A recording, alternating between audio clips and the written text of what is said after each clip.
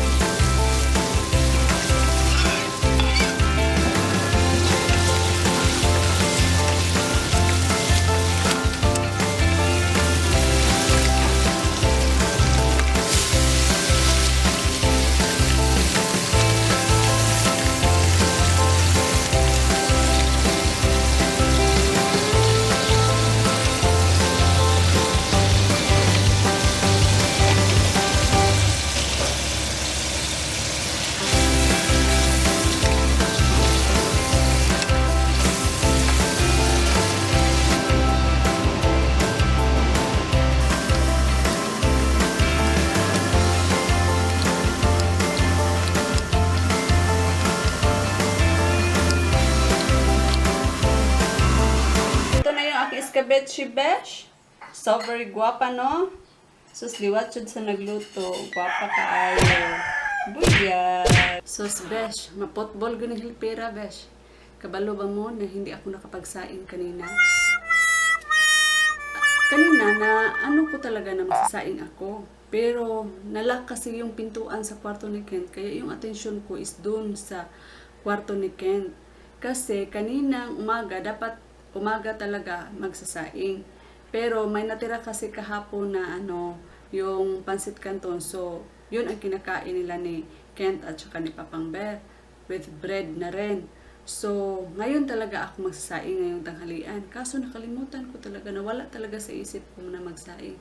So, nung dumating si Sir Bear, sabi pa naman niya, wow, ang sarap ng ulam daw namin kasi nag-escabetche nga ako. Tapos punta na siya doon sa rice cooker kasi makukuha na siya ng ng rice. Wala pala akong nasaing.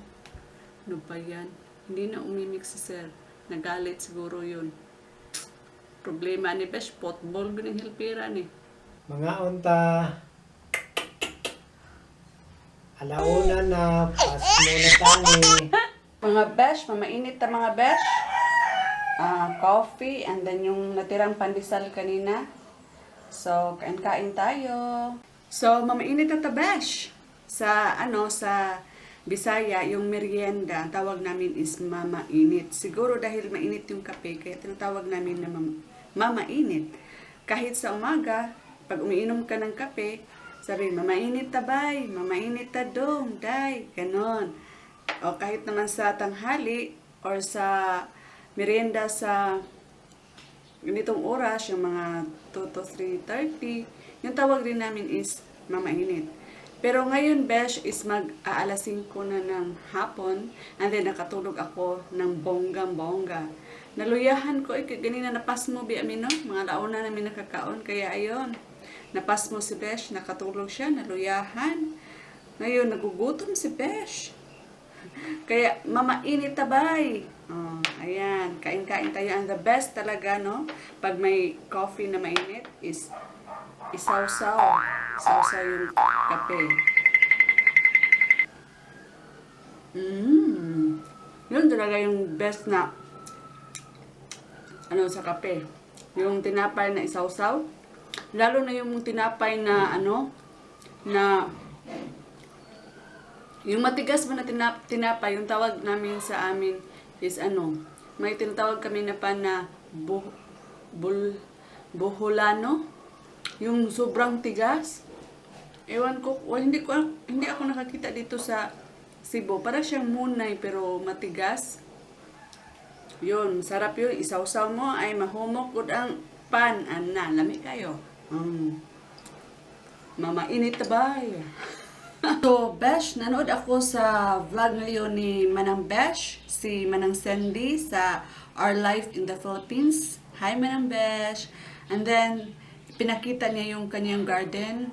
Ang ganda-ganda, no? And then, may siya doon, may money plant. Yung money plant niya is malaki, diba?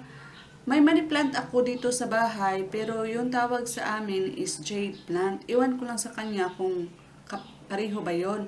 Pero sa kanya is malaki na talaga. So siguro, kung itong money plant ko, kung ilipat ko siya ng paso na medyo malaki-laki, siguro kagaya rin kay Manang Besh, no? Kasi yung nakita ko dito na money plant na binibenta, kasi nabili ko lang siya this year lang mga January siguro ko siya nabili. And then yung mga jade plant is nakalagay lang talaga siya sa sa mga maliliit na paso. So gusto ko sana ilipat siya ng malalaking paso kasi nagagandahan talaga ako dun sa kay Manang Besh, parang magandang tingnan, pero maganda naman yung sa akin. Ipapakita ko sa inyo yung jade plant ko. Igat kayo akong jade plant, Besh. So, Besh, ito pala yung aking jade plant, o diba? Pagka-arte-arte, nakasakay pa siya sa sa bisiklitang puti. Oh, tapulan ng jade planta, oh. Perminti lang siya nakasakay. And then, naka-tassels earring pa. Ay, pagkaigata, Jude. Oh, ganon. Ito yung tassels earring na sinuot ko nung sinulog. Bigay sa akin yan ni Nessa, yung pamangkin ko. Hi, Nessa. So, ayan.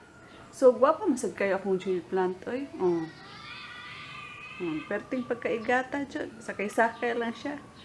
So, ayan, Besh, mag 5:25 na ng hapon. And then, nakapagsaing na talaga ako. And then, luto na siya.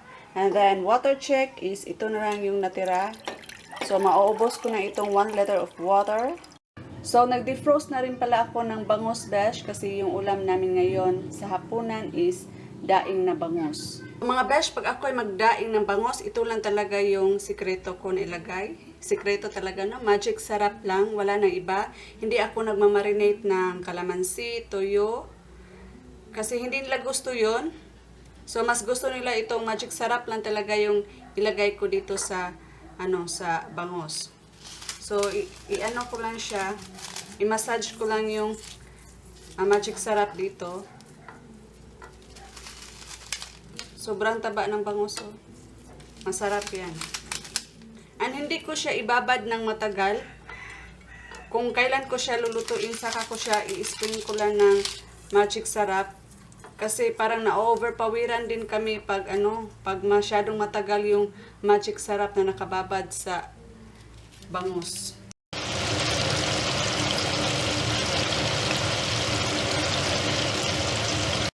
So mga besh, gusto daw ni Papang Bar na kumakain ng salad. So gagawan lang ako ng salad. So isang 2 days na maliit lang at saka maliit na kondensada at itong Nestle cream. Para panghimagas daw. Perte po ni Papang Bar. Nagkaarte.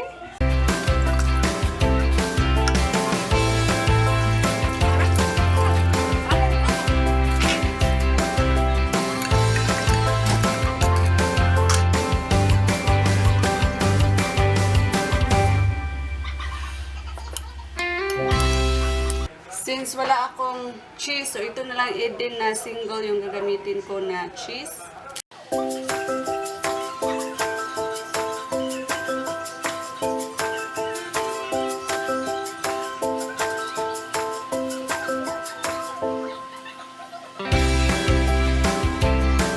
So ilagay muna natin sa ref mga besh para medyo lumalamig yung ating salad.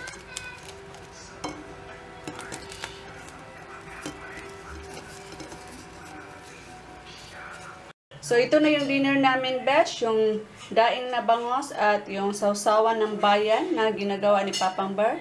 So, ayan. Kain-kain tayo. Shout out to Tita Gong and Tito Pat from Atlanta, Georgia. Mga unta. Shout out to Leah, Tonton, and Jonathan from Atlanta, Georgia.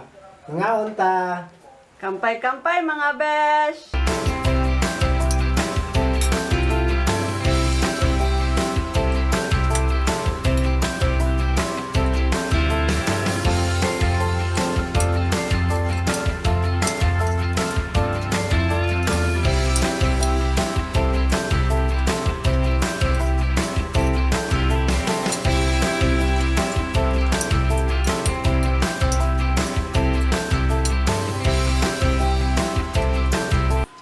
Hi Besh! It's already 8:22 na ng gabi and then, ay nako, napagoda na naman si Besh.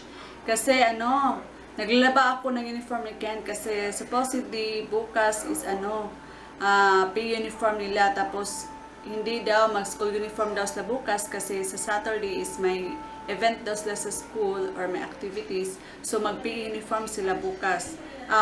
Sa Saturday. So yun, naglalaba ako, nagmadali akong maglaba kasi ipa-electric fan ko pa yun. Kabudlay ba, no? So, ngayon is shout out time na tayo. So, i-shout out ko first, si Manang Besh, si Apicat 101, si Blossom and Archer, hi Besh! Si TJ Aldea, hi Besh! Si Capriosa, hi Besh! Si Beauty Mags, hi Besh! Si Phil Arab Diana Sala Ahmad, hi Besh! Si My Loves Labrador, hi Besh! Si Jaza Mami, hi Besh! Si Ali Adanyak, hi Besh! Si Maya V, hi Besh! And then si My Vlogs, hi Besh! Si Rinkarima Far, hi Besh! And last is si Carla Yap Oy, hi Besh! So yun lang mga Besh, at ako ay mag-i-edit na ngayon and then katugo na ba kayo ko, maka-edit na ako. So yun lang and I will see you on my next video. Bye-bye!